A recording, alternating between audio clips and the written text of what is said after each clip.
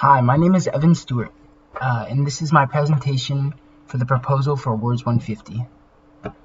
I decided to focus on prompt number 5, which was comparing climate change denialism to another form of science denialism, and then talking about either important similarities or an important difference. I decided to focus on a major difference between climate change denialism and secondhand smoke denialism. Looking into existing research about climate change denial, I found that people had different ideas about what caused said denial.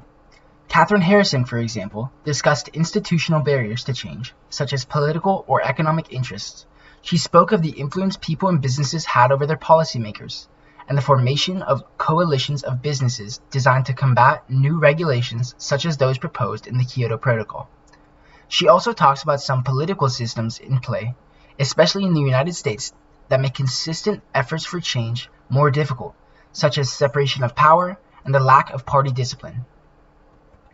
Norgaard, on the other hand, believes society as a whole is to blame because of what she refers to as socially organized denial, wherein despite people's acknowledgement of and concern for climate change, they do not change their actions in order to minimize their impact.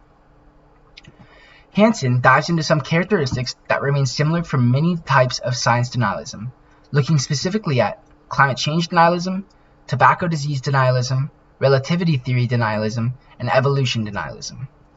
Some characteristics he talks about are the way that in each case the denialists misuse new evidence and information, including cherry-picking and neglecting new evidence, or the fact that the denialist groups are unable to publish in peer-reviewed journals, so instead they push their misinformation directly to the public.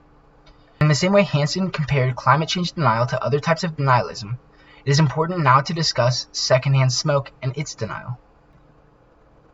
Secondhand smoke, or passive smoking, is when people breathe in cigarette smoke that was released from a smoker nearby. Naeem talks about what secondhand smoke presents in the form of disease and why it is so dangerous in his article. However, as both Mugli and Yak cover in their respective articles, the tobacco industry tries to cover up these facts. They do so by using tactics such as creating false science or attempting to make scientific controversy that doesn't exist to make the true dangers less clear, minimizing the economic impact on them. There are a lot of parallels between these two kinds of science denialism, such as this manipulation of science or the moral imperative associated with them. That is, if someone learns about the dangers of either issue, from a moral standpoint, they can do one of two things. Either change their lifestyle or habits to help minimize their impact, or they can choose to come across as someone who doesn't care about the health or lives of the people around them. Above that, if a company recognizes their impact in either issue, for them to change their ways would require a huge uproot in the system they functioned at normally. In other words, they have a lot to lose if they accept it.